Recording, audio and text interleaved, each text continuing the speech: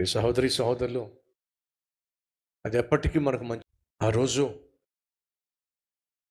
రాత్రంతా ప్రయాసపడ్డాం అయ్యా, మాకేమీ దొరకలేదయ్యా, కానీ నీ మాట చొప్పున నువ్వు చెప్పావుగా, నీ మాటకు నేను విలువిస్తున్నానయ్యా. ఆ రోజు పేతురు యేసయ్య మాటకి ఏమిచ్చాడు? విలువిచ్చాడు. సహోదరి దయచేసి వినో, దేవుడు నిన్ను వాడుకొని విడిచిపెట్టేవాడు మాత్రం కానే కాదో. ఆ రోజు దేవుడు పేతురు యొక్క సొత్తును కాసేపు వాడాడు, సమయాన్ని కాసేపు వాడాడు, సామర్థ్యాన్ని కాసేపు వాడాడు. ఆ తర్వాత వెంటనే ఫోకస్ అంతా ఎవరి మీదకి వెళ్ళింది చెప్పండి? ఎవరైతే నా సేవలో సహకారం అందించారో ఆ వ్యక్తి కష్టాన్ని నేను తీర్చాలి. సహోదరు మళ్ళా చెప్తున్నా, ఎవరెవరైతే ఈ దీన సేవకుని ప్రేమించి, కల్వరి టెంపుల్ పరిచర్యను ప్రేమించి మీరు సహాయం చేశారో, సహకారాన్ని అందించారో, మిమ్మును నా దేవుడు ఎన్నడూ మర్చిపోడో, అందులో సందేహము లేదో. మీ దహన బలులను, మీ నైవేద్యములను ఆయన జ్ఞాపకం చేసుకున్నాడండి. తను చేయాల్సిన పరిచర్య చేసేసిన తర్వాత తన మనసు ఎవరి మీదకి మళ్ళిందో చెప్పండి? తాను ఈ వాక్యం చెప్పడానికి ఎవరైతే తన సొత్తునిచ్చాడో, సమయం ఇచ్చాడో, పేతురు మీదకే మళ్ళిందండి మనసు అంతా.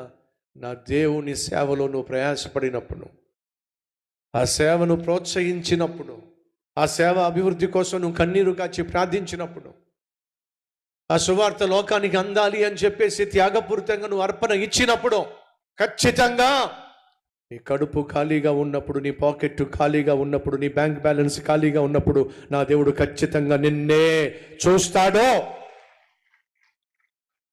చూశాడండి. చూసి పేతురుతో అంటున్నాడు, రా లోపలికి వెళ్దాం పద. రాత్రి అంతా ప్రయాసపడ్డాం కానీ మాకేం దొరకలేదు, కానీ నీ మాట చొప్పున వల వేస్తానయ్యా, నీ మాట చొప్పున వలలు వేస్తామయ్యా అని ఆయనతో చెప్పి లోతుకు పడవను తీసుకెళ్ళి ఏం చేశాడో చూద్దాం రండి. నేను త్వరగా ముగించేస్తాను. ఆయనను నీ మాట చొప్పున వల వేతునని ఆయనతో చెప్పాను. నీ ప్రయత్నాలు నువ్వు చేశావా? అన్ని ప్రయత్నాలు చేసి విసిగిపోయావా? ఉద్యోగ ప్రయత్నం చేసి విసిగిపోయావు. కూతురు పెళ్లి చేయాలని ఆశించి ప్రయత్నాలు చేసి విసిగిపోయావు. పెళ్ళి అయ్యి 10 సంవత్సరాలు, 15, 20, 30 సంవత్సరాలు అయ్యింది, పిల్లలు లేక విసిగిపోయావు. నా ప్రభు అంటున్నాడు, ఇప్పుడు చెప్తున్నా నేను, నా మాట చొప్పున నీ ప్రయత్నం నువ్వు చేయి, అద్భుతము జరగబోతుంది. ఇప్పుడు దాకా చేశాం కదా ప్రభు, ఇప్పుడు దాకా నువ్వు చేసింది తప్పులు చేస్తూ, తప్పటడుగులు వేస్తూ, నేను లేకుండా చేశావు. ఇప్పుడు నేను వచ్చేసా నీ జీవితంలోనికి, నీ పడవలోనికి అడుగు పెట్టా. ఇప్పుడు నేను చెప్పినట్టు చెయ్యి. సరే ప్రభువా అని చెప్పి వలలు వేశారండి. ఏమైందో చూద్దాం రండి. 6వ వచనం, వారు అలాగూ చేసి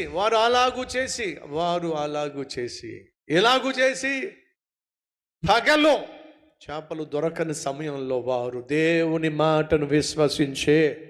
కొన్నిసార్లు దేవుడు నీ చుట్టూ ఉన్న పరిస్థితులకు వ్యతిరేకంగా సవాల్ చేస్తాడు, వ్యతిరేకంగా నిన్ను చేయమంటాడు. ప్రభు అది జరగదు కదా ప్రభు, జరగదు కానీ నేను జరిగిస్తా. ఇది అసాధ్యం కదా ప్రభు, అసాధ్యమే. నేను సాధ్యము చేస్తా. ఇది ఇది మనుషులకు కుదరదు కదా ప్రభువా. ఇది మీకెవ్వరికి సాధ్యం కాకపోవచ్చు, నాకు సమస్తము సాధ్యమే. చెప్పా కదా, ఈ అధ్యాయం అంటే నాకు చాలా చాలా చాలా ఇష్టం. సుమారు 30 సంవత్సరాల క్రితం ఈ అధ్యాయాన్ని ఒక పార్కులో బైబిల్ ముందు పెట్టుకొని చదువుతా ఉంటే ఆ రోజు నాకు దేవుడు బయలుపరిచిన దాన్ని ఈరోజు మీకు చెప్తున్నా. ఏ రోజు? 30 సంవత్సరాల క్రితం, 95లో. ఇప్పుడు 26, 30 సంవత్సరాల క్రితం ఆ బైబిల్ని ముందు పెట్టుకొని ఒక పార్కులో కూర్చొని వాక్యాన్ని ధ్యానిస్తూ ఉంటే ఈ 5వ అధ్యాయంలో దాగి ఉన్న ఈ విలువైనటువంటి సత్యాలు ఆ రోజు నా మనోనేత్రాలు దేవుడు తెరిచి నాకు బోధించాడు. కాబట్టి చెప్పా, ఇది నాకు చాలా చాలా ఇష్టమైన చాలా అధ్యాయాలు ఉన్నాయి, అందులో ఇది ఒకటి బహు ఇష్టమైనటువంటి అధ్యాయం. వారు ఎలాగూ చేసి యేసయ్య చెప్పినట్లు చేసి. సహోదరులు, నీ జీవితంలో అద్భుతం చూడాలని ఆశపడుతున్నావా? వెరీ సింపుల్, యేసయ్య చెప్పినట్లు చేయి. యేసయ్య చెప్పినట్టుగా చేస్తే కష్టం అండి. యేసయ్య చెప్పినట్టుగా చేస్తే లాభం లేదండి. యేసయ్య చెప్పినట్టు చేస్తేనే ఈ లోకంలో ఎప్పుడూ ఎన్నడూ చూడనటువంటి అద్భుతమైన ఆశీర్వాదాలు నువ్వు నేను చూడగలుగుతాం.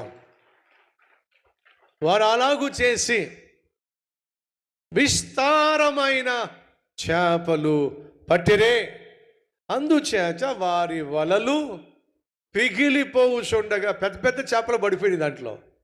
ఆ వలలన్నీ ఏమైపోతున్నాయి? తెగిపోయే పరిస్థితి వచ్చేసింది. వాళ్ళ కళ్ళను వాళ్ళు నమ్మలేకపోయారు. ఏంటిది? రాత్రంతా ఇదే సముద్రంలో చేపలు పడ్డానికి వచ్చామే, ఇవే వలలు తీసుకొచ్చామే, ఇదే పడవలో వచ్చామే, ఒక్క చేప దొరకలేదే. ఏంటిది? వలలు పిగిలిపోతున్నాయి, పడవలు చేపలతో నిండిపోతున్నాయి. ఇక వలల్లో ఉన్నటువంటి చేపలు లాగలేక అవి వేస్ట్ అయిపోతాయి అని చెప్పి, పిగిలిపోతున్న వలల వల్ల చేపలన్నీ లోపలికి మళ్ళా వెళ్ళిపోతాయి అని చెప్పి వాళ్ళు గట్టు మీద ఉన్నారు. చూసారా పార్ట్నర్స్? ఎవరు వీళ్ళు? యోహాను యాకోబు గట్టు మీద నుంచి చూస్తూ ఉన్నారు. పేతురు, యేసయ్య, మరి అందరే ఖచ్చితంగా ఉండాలి పక్కన. కలిసి లోపలికి వెళ్ళిపోతా ఉంటే చూస్తూ ఉన్నారు. అప్పుడు వీళ్ళు ఏం చేస్తున్నారు తెలుసా? సంజ్ఞలు చేస్తూ ఉన్నారు. రండి రండి రండి రండి రండి రండి, త్వరగా రండి అని చెప్పి సంజ్ఞలు చేశారు, సైగలు చేశారు. వారు గనుక వచ్చి సహాయపడకపోతే మరొక దోణిలో పట్టవలసిన చేపలన్నీ ఏమయ్యాయి చెప్పండి? వేస్ట్ అయిపోయేవి. సేవలో ఒకరితో ఒకరు సహాయం చేయడం వల్లే ఎక్కువ ఆత్మలను మనం రక్షించగలుగుతాం.